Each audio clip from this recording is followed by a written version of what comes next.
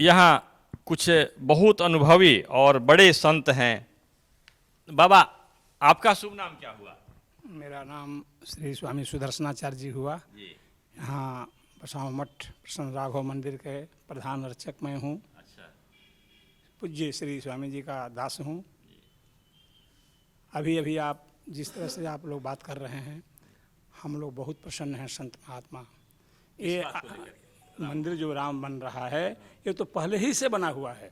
बीच में गड़बड़ हो गया था, लेकिन हमारे बहुत से मंत्री लोग आए, लेकिन जो अभी अभी वर्तमान में जो हैं श्री नरेंद्र कुमार मोदी जी, मैं उनसे भगवान की तरफ से मंगल की कामना कर रहा हूं और अपने तरफ से हार्दिक अभिनंदन कर रहा हूं कि जिस तरह से उन्होंने इस उत्सव के आगे बढ़ा रहे हैं, सभी संत महात्माओं की तरफ से उनको हार्दिक अभिनंदन है।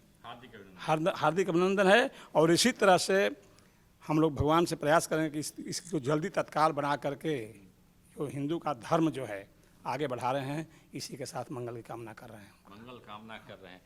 ये जितने जो पुराने महंत जो हैं, बुजुर्ग महंत, आपका बाबा क्या नाम हुआ?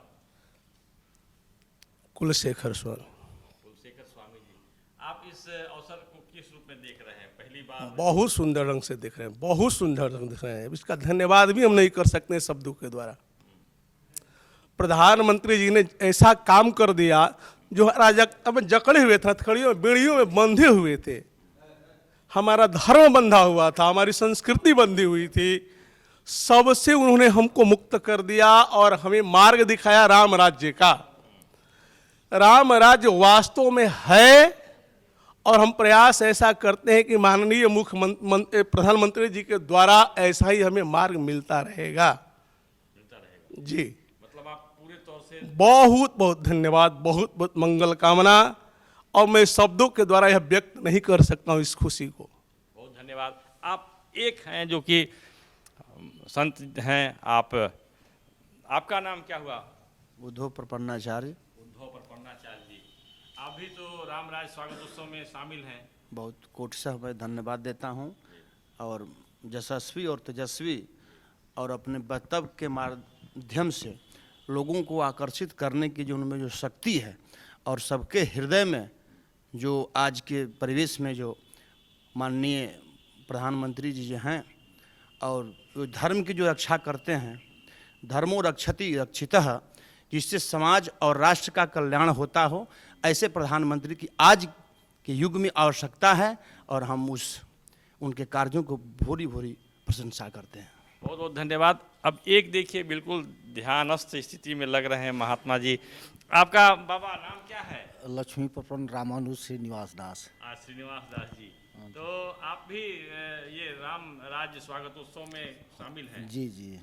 अपने क्या आपका संदेश है, अपने लोगों को क्या बता रहे हैं? माने जो भी है, जो हो रहा है बहुत अच्छा हो रहा है।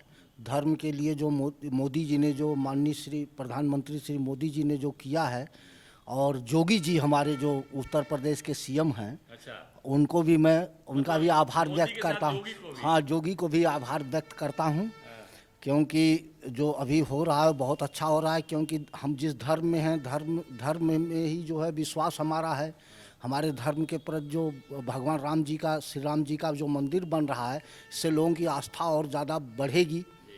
और मान लीजिए लोग जो है अयोध्या को और ये बक्सर भी तो उस रूप में हो? हाँ, बक्सर भी हो। यहाँ तो ये विश्वामित्र मुनि जी की नगरी है, ये सिद्धाश्रम है। इसको भी होना चाहिए, क्योंकि ये राम जी की जो है वो शिक्षा स्थली है।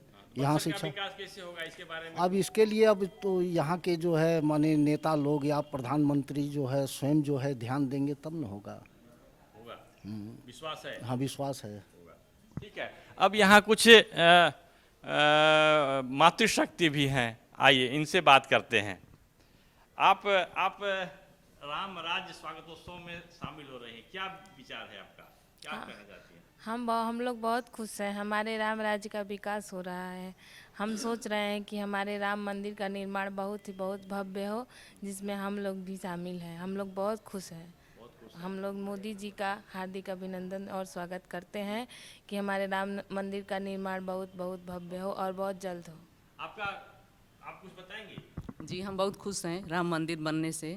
नरेंद्र मोदी जी के बधाई देते हैं। कि मेरा जो राम मंदिर है सुंदर बने और हम लोग उसमें शामिल हो। और राम मंदिर के बाद फिर क्या होगा? क्या हो, हम लोग जाएंगे घूमने टहलने और क्या होगा। ठीक है जी, नमस्कार।